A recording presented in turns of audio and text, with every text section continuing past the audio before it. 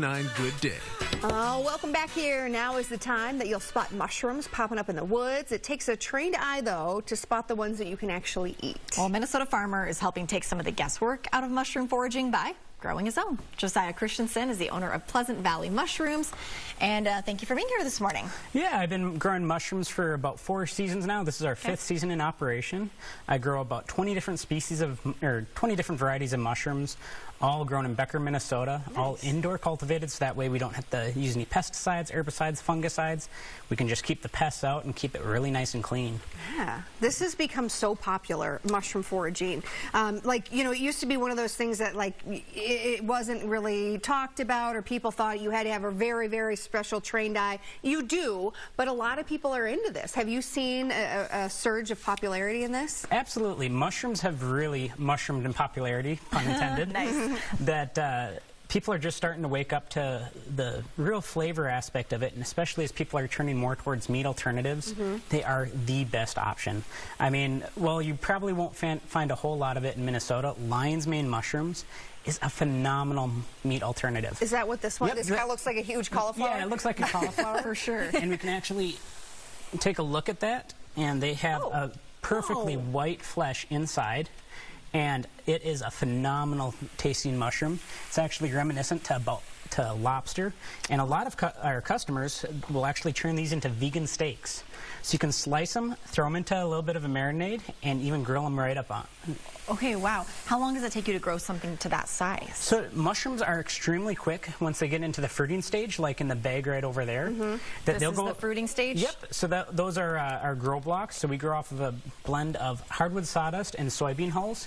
We pasteurize everything, add what's in the far bag over there. That's called our grain spawn. It's basically just whole oats that we sterilize and inoculate with some tissue culture. I do everything in-house.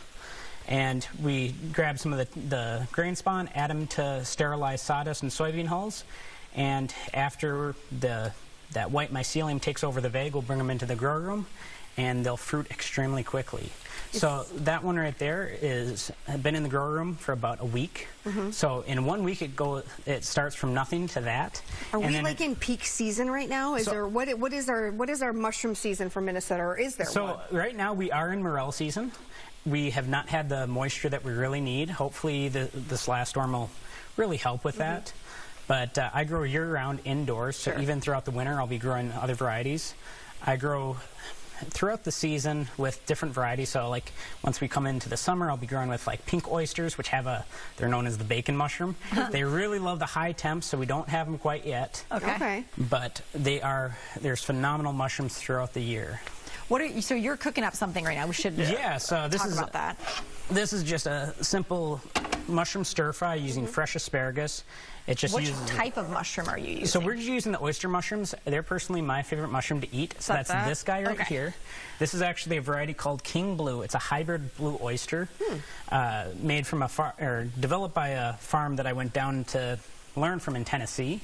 So it's a hybrid between a blue oyster and an elm oyster, which it just provides. It's my favorite mushroom to eat. I like to call it my bread and butter mushroom because I will have it in everything. Okay, I think too you made a good point. People have evolved in how they're cooking mushrooms. I think it's just evolved in the sense of it used to just be like, oh, we're just going to throw this on because I think I'm supposed to have a mushroom every once in a while. People are really expanding the palate and the flavor, and you've seen that with other things. Absolutely, and mushrooms. I mean, everyone knows morels, that they're the more common mushroom.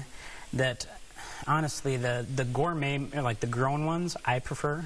Not only because I grow them, but I have good access to them, but because they are a very clean mushroom. We don't have any pests, but there's also the very diverse flavors. Where the wild forage, there are dozens of really great mushrooms to eat from the wild in Minnesota. I find that there's a lot more potential with cultivated. Okay. So you've got some spices in there. I know you're going to be teaching a class at the Farmers Market. So this Saturday from 10 to about 11:30, I'll be doing a quick class all about mycology, mushroom cultivation, and we'll have a Q&A section so anyone can ask any questions about us. Yeah, And see it you right there. sell these too at the Minneapolis Farmers Yep. Market and Elk River Farmers Market. Okay. Yep. So I sell every Saturday and Sunday. We even sell during the winter at the Minneapolis Farmers Market. It's a year-round market, and this is a really nice recipe because asparagus is in is in the early season of it.